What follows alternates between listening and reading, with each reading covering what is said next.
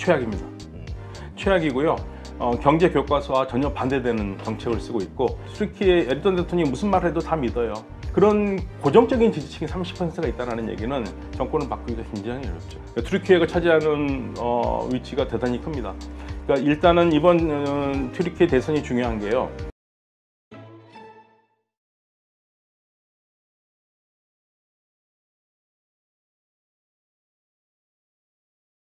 네, 오늘 모신 분은 외교부 정책자문위원이시고 서강대 교수이신 박현도 교수님 모셨습니다. 네, 안녕하십니까? 네, 안녕하세요.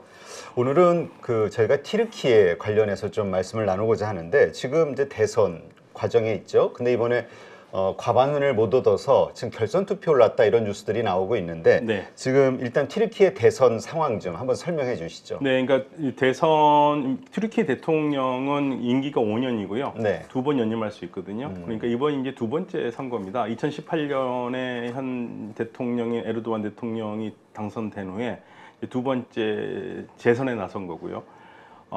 원래는 사실은 좀 사전적으로 알아야 될 게, 원래는 튀르키예가 대통령 중심제가 아니었습니다. 네. 근데 대통령 중심제가 아닌데 대통령 중심제로 바꿨어요. 2017년에 대통령 중심제로 바꾸면서 그 대통령 중심이라는 것은 그동안에는 국회에서 권한을 가지고 있었는데, 이제 대통령이 막강한 행정 권한까지 가지면서 2018년에 그 바뀐 헌법으로 첫 대통령이 됐고요. 2번째 대통령 선거에 나선 거거든요. 1차 투표에서 과반수가 나오지 않으면 가장 많은 투표를 얻은 사람 2사람이 결선 투표를 하게 되어 있는데, 지금 오늘 개표가 거의 한 99%까지 된 상황인데 에르도안 대통령이 과반수 이상을 못 얻었습니다. 네. 그래서 2주 후에 결선 투표로 가는 상황이 된 것 같습니다. 네, 보니까 뭐 49% 이렇게 뉴스에 네. 나와요. 네. 그걸 에르도안 대통령 입장에서는 좀 짜증 날 것 같은. 근데 사실은 여론조사는요, 10개 네. 중에 한 8개 이상은 야당 후보가 이기고 있었어요. 아, 그래요? 네, 그래서 결선 투표를 가더라도 야당 후보가 항상 이기는 걸로 좀 나왔는데요. 물론 여론조사와 실질적 투표는 다를 수는 있지만 좀 아쉬운 부분이 좀 있고요. 이왕이면은 야당이 좀 더 많이 이겼었으면은 1차에서 끝내는 게 더 낫거든요. 그런데 못 끝냈다는 것은 아무래도 결선 투표에서 승리할 가능성이 좀 더 떨어지지 않나, 저는 그렇게 봅니다. 그러니까 에르도안이 오히려 더 될 가능성이. 네, 에르도안이 어떻게 해서든지 될 가능성이 크죠. 네. 근데 이번에 그 대선, 네. 이쪽 튀르키예 대선의 주요 이슈는 이제 정권 교체라고 얘기를 들었는데, 근데 이 에르도안이 또 20년 철권 통치를 해왔다 이런 또 이야기도 있거든요. 근데 이번에 재선에 나서는데 어떻게 20년 동안 철권 통치를 해왔는지 좀 궁금하긴 해요. 그러니까 사실 에르도안이라는 인물은 튀르키예에서 대단히 선동이 뛰어난 정치인입니다. 근데 이 바탕이요, 이슬람교가 바탕입니다. 그러니까 튀르키예는 1923년에 현재 튀르키예 공화국을 세우면서 공화국의 국부인 무스타파 케말 아타투르크가 세속주의를 채택한 나라거든요. 네. 그러니까 이슬람 신자로서 신앙을 개인적으로 믿는 거는 문제가 없는데, 그거를 공적인 자료로 갖고 나오지 말아라. 그래서 세속주의가 이 나라의 바탕이었는데, 이 바탕을 완전히 반대로 엎은 사람이 에르도안입니다. 아, 그래요? 예, 에르도안은 그런데 처음부터 그런 식으로 나왔었으면 안 됐겠죠. 그렇지만 이제 국민들에게 기회 있을 때마다 자기는 이슬람주의자가 아니라 민주주의자다라고 항상 카멜레온처럼 색을 바꿨어요. 그러면서 실질적으로 하는 정책들은 이슬람주의 가까운 정책들을 계속 해왔고요. 그러면서 튀르키예의 신앙심이 강한 사람들에게 고정 지지층이 한 30%는 있다고 봐야 됩니다. 그러니까 고정 지지층 30%가 항상 있었고요.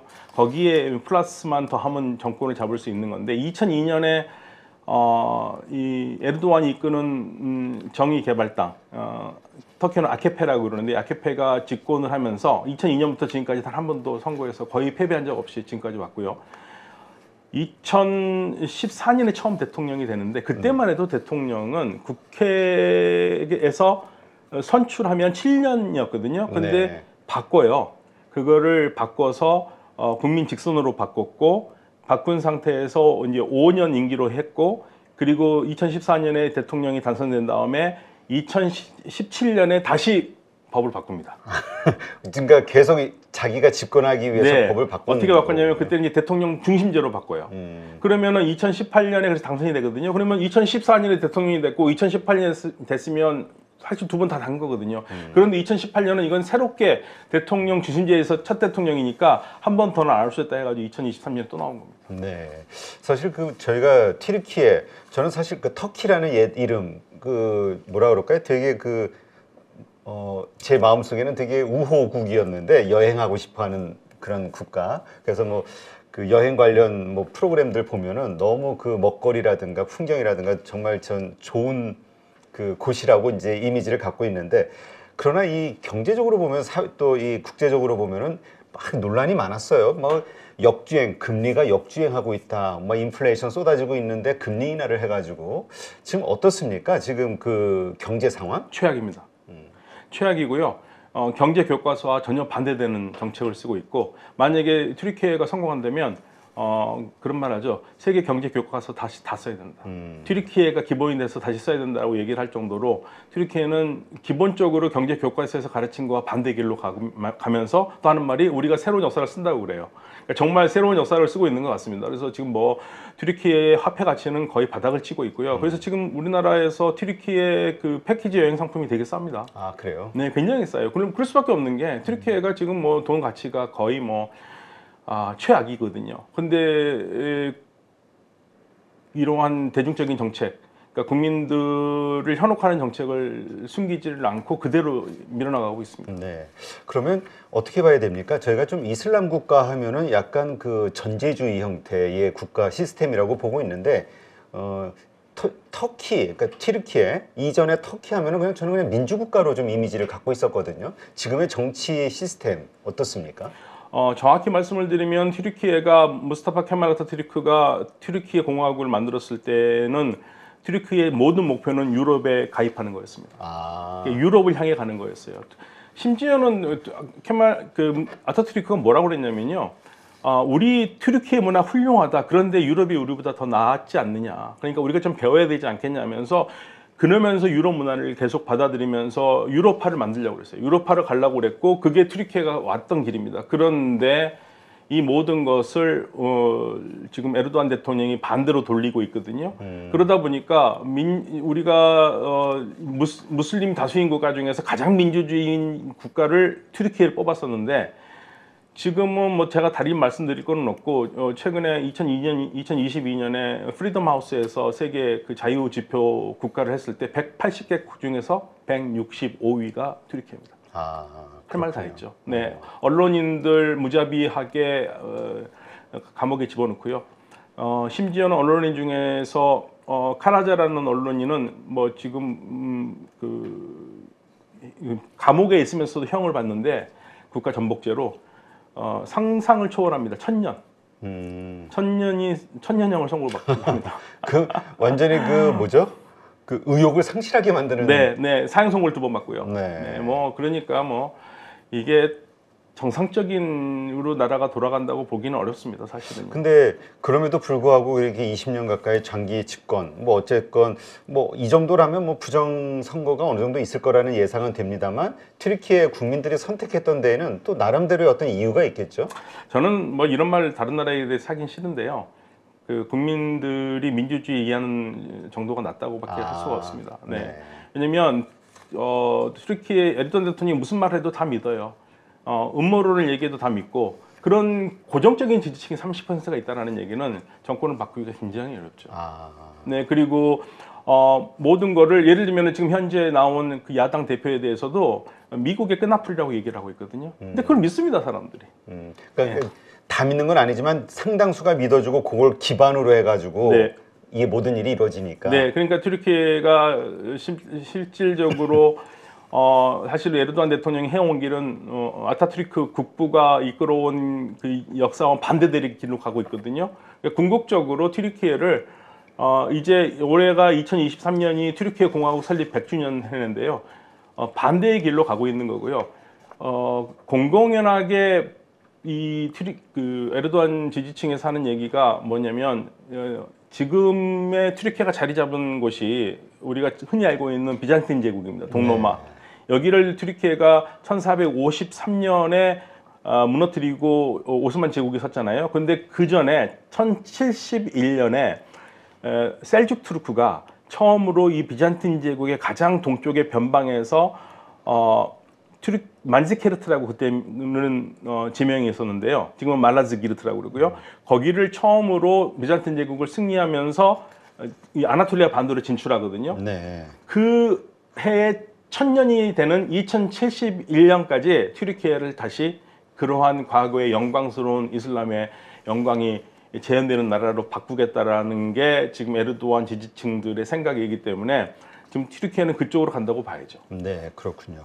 지금 말씀하신 것처럼 그 이번에 그 어쨌건 그 에르도안하고 그 맞대결해서 45%의 지지를 이끌어낸 이 야당 지도자 대통령 후보, 이 사람이 이름이 어렵죠.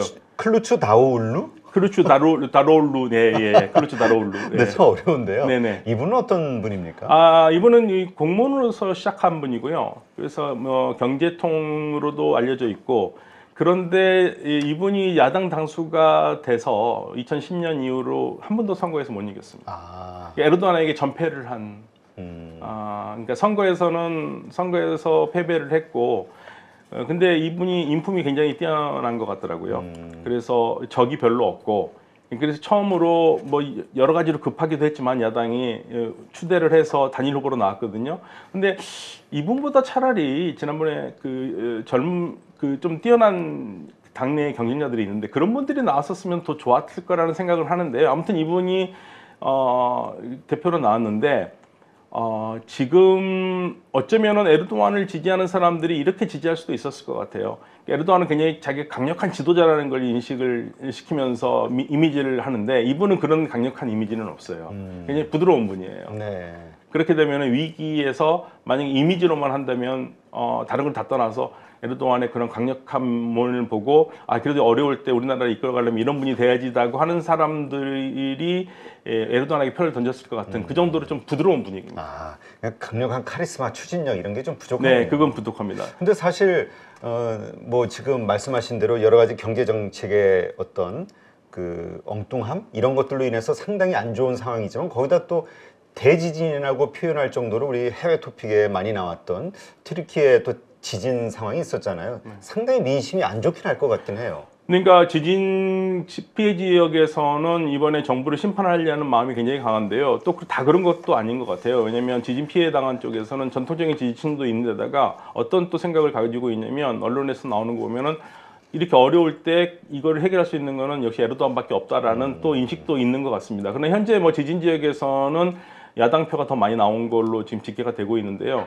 근데 이제 결선 투표를 갔었을 때 지금 45%밖에 못 얻었는데 이게 결선에 가서 50%를 넘을 수 있느냐, 그게 조금 어렵지 않을까라는 생각을 하고 있습니다. 네, 사실 우리하고는 좀 글쎄요, 좀 멀리 떨어져 있는 지리적으로, 그래서 그냥 흥미 정도로만 관심을 갖고 있는데 이 튀르키예도 지금 돌아가는 그 중동 정세의 여러 가지 큰 변수가 될 가능성도 있다고요. 튀르키예가 차지하는 위치가 대단히 큽니다. 그러니까 일단은 이번 튀르키예 대선이 중요한 게요. 야당 지도자가 되면은 야당 지도자가 지금 시리아에 주둔하고 있는 튀르키예 군대를 뺀다고 그랬거든요. 그러면은 시리아 문제가 일단 좀 덜 복잡해집니다. 그래요? 네, 왜냐하면 지금 복잡한 게 정부군과 반정부군이 있는데다가 튀르키예 군대까지 들어와 있어요. 튀르키예는 왜 들어와 있냐면 시리아에 있는 쿠르드 독립 세력들이 튀르키예에게 공격을 한다는 것을 막기 위해서 들어와 있거든요. 그러면 일단 여기가 빠져야지 관련자 한 명이라도 줄지 않습니까? 네. 그러면 조금 문제가 좀 쉬워지는데 만약에 에르도안 대통령이 이기면 군대를 안 뺄 거고요. 그러면 이게 시리아 방정식 풀기가 상당히 어렵죠. 그게 어렵고 두 번째로는 튀르키예가 전통적으로 사실 지금도 나토 국가입니다. 네. 나토 국가인데 유럽과 미국 편에 서 있질 않아요. 쉽게 말하면 러시아하고도 굉장히 친하고 그러니까 이득만 취하고 있어요. 그러니까 사실 나토 입장에서는 야당 지도자가 되는 게 좋죠. 지금의 정권보다. 그럼요. 전통적인 그러면 튀르키예와의 관계를 회복할 수가 있거든요. 그런데 만약에 야당이 패배한다면 지금과 큰 차이가 없이 또 나토는 뭐 튀르키예에 끌려갈 수밖에 없습니다. 그러니까 나토에 가입하고 싶은 나라들이 있지 않습니까? 그걸 네. 튀르키예가 다 막고 있거든요. 그러니까 이게 사실 문제죠. 그래서 국제 정세 쪽으로 봤었을 때 소위 말해서 미국을 중심으로 한 서방 우리 한국이 끼어 있는 국제 질서 속에서 본다면 야당 지도자가 이기는 게 훨씬 좋고, 그런데 만약에 야당 지도자가 패배한다면은 이제 상황은 지금처럼 난맥상이죠. 그렇군요. 그리고 지금 어려운 경제 상황이 더 계속 지속이 되거나 이런 민심이 또 폭발하고 그랬을 때는 또 그쪽 잘은 모르겠지만 그쪽 지방에서는 워낙 내전, 이 민족도 좀 다르고 하니까 내란 같은 게 좀 일어나는 경우들이 있는 것 같아서. 근데 튀르키예는 그 정도로 취약한 나라는 아니니까요. 그래요? 나오지는 않을 것 같은데요. 지금 사실은 튀르키예가 지금 견디는 돈은 사우디아라비아라든지 이런 국가들이 주는 돈을 전부 다 그 리라 방어하는데 태우고 있어요. 환율 방어에. 네, 한 태우고 있고. 이게 정상적인 상황은 아닙니다. 그런데 그러면서도 경제 정책의 기본을 하려고 하지 않으니까 튀르키예 경제가 나아질 가능성이 없습니다. 그렇군요. 그렇다면 만약에 정권 교체가 됐다, 50% 이상을 그 야당 지도자가 받아서 이제 대통령이 됐을 때 승복을 할까요? 이렇게 오랫동안 장기 집권하면 지지자, 군부서부터 시작해서 모든 게 자신의 인맥으로 가득 차 있을 텐데 쉽지 않을 것 같아요. 저는 안 할 거라고 봅니다. 아니 지금 저는 참 암담한데요. 사실은 2016년에 쿠데타 시도가 있었을 때 그 쿠데타가 왜 일어났는지에 대해서는 아직까지도 의문이 많은데 그때부터 튀르키예의 민주주의는 끝났습니다. 실질적으로요. 2016년부터요. 네. 그래서 이 기대를 걸지를 않고 있었고, 지금 상황에서 선거 혁명이 일어나서 바꾼다 하더라도 아마 어떠한 방식을 썼어라도 안 물러나려고 버틸 거예요. 깔끔하게 패배를 인정하고 선언하고 갈 그러한 정치인은 아닙니다. 예, 그러니까 에르도안이 오랫동안 집권했지만 우리가 정치꾼하고 영어로 하면 그 스테이트먼하고 폴리티션을 우리가 구분하지 않습니까? 네. 절대 스테이트먼은 될 수가 없는 사람이거든요. 폴리티션이거든요. 굉장히 상황에 민감하게 잘 반응하고 그동안 이득을 얻는 그런 정치 스타일이기 때문에 절대 물러나지 않을 겁니다. 그러면 물러나지 않는다면 그거는 어떤 재투표를 한다든지 아니면 상대방이 선거법 위반으로 건다든지 방법이 많죠. 네. 내란, 그러니까 뭐 이런 거. 네, 그런 거로 내란까지는 못 걸겠습니다만은 뭐 연루해서 걸을 수도 있겠죠. 예를 들면은 지난 지방선거에서 수도 이스탄불 시장 선거에서 패했거든요. 네. 그거 무효하고 다시 선거했습니다.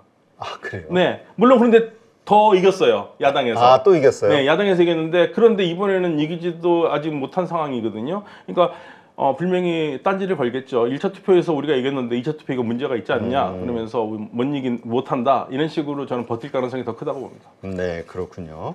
하여튼 이게 이슬람 국가에서 그 평화로운 어떤 정권 교체? 이것도 그 중동에 미치는 파급력이 좀 있을 것 같다는 생각이 드는데요. 그러니까 튀르키예는 오스만 제국의 영광을 다시 살리고 싶어하는 그러한 정책이라고들 얘기를 많이 해요. 초반에는 사실 부끄러운 얘기인데요. 전 세계가 튀르키예를 칭찬했습니다. 그래요? 네, 여기 대다수 국민이 무슬림이지만 정말 튀르키예말로 민주주의를 제대로 하는 나라라고 생각했고요. 그 2010년까지 그 분위기였어요. 그래서 경제도 좋았고. 그리고 민주주의의 그 대표 주자로서 전 세계에 힘을 과시를 했죠. 그런데 2010년 이후에 튀르키예가 점점점 망가지는 모습을 보면서 지금 다들 반성하죠. 그때 우리가 잘못 봤다. 예, 다들 잘못 봤다고 얘기를 하고 튀르키예가 궁극적으로 에르도안 정권이 바라는 거는 민주주의자가 아니라 민주주의를 가장한 이슬람주의. 그러니까 이슬람 신앙이 나쁘다는 게 아니라고요. 자신들이 생각하는 이슬람 해석이 맞다고 생각하고 그걸 밀어붙이려고 하니까 그게 문제죠. 자신의 정치적 이해관계에 맞게 하는 거겠죠. 네.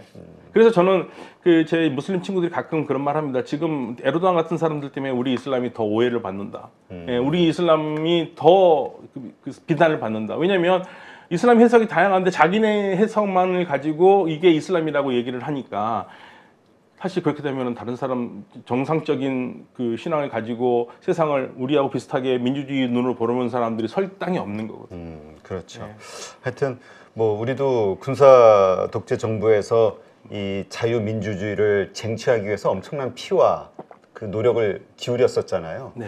하여튼 그런 측면에서 좀 뭔가 자유로운 민주 정부로 이렇게 잘 이양이 됐으면 좋겠다라는 그 기대를 해보는데, 네. 근데 그건 맞습니까? 우리가 트루키에 하면은 뭐 예전에 우리 6.25 때 그 파병을 해서 피를 나누는 혈맹이다 해가지고 뭐 형제 국가 이런 얘기를 우리 그냥 언론에서 가끔 재미삼아 잘 쓰거든요. 근데 실제로 터키 사람들도 그렇게 느끼고 있나요? 아, 그럼요. 한국 사람 되게 좋아합니다. 아, 그래요? 예, 한국 사람 좋아하는데 우리 이제 한류에 대해서는 약간 좀 깔끔한 눈으로 쳐다보는 게 있어요. 어떤 면에서요? 그러니까 우리 한류가 젊은 사람들의 마음을 휘젓잖아요. 근데 이제 그게 이슬람적인 가치하고 좀 안 맞는다고 생각하는 사람들도 있고요. 그런데 한국을 형제의 나라로 부르는 건 맞고요. 그런데 또 하나 잊어버리지 말아야 될 것은 또 일본도 형제의 나라도 가끔 부릅니다. 왜냐하면 그래요? 예, 그 튀르키예가 시작이 몽골에서 왔잖아요. 근데 그런 의미에서 한국과 일본은 형제의 나라는 거죠. 아, 그렇죠. 네, 하여튼 네. 그냥 편리한 대로 네, 자기네 이득과 관련해서 이해관계 맞게 얘기하는 것 같은 느낌이 드는데요. 근데 이제 뭐 우리의 혈명은 맞죠. 그렇죠. 우리는 어쨌든 도움을 받았으니까. 네, 네. 네, 알겠습니다. 네, 혈맹이라고 부를 수 있는 튀르키예. 네, 하여튼 민주정부 잘 들어서고 좋은 결과가 나와서 피 흘리는 일 없이 국가가 다시 정상화되고 성장하는 그런 시간이 왔으면 좋겠네요. 네.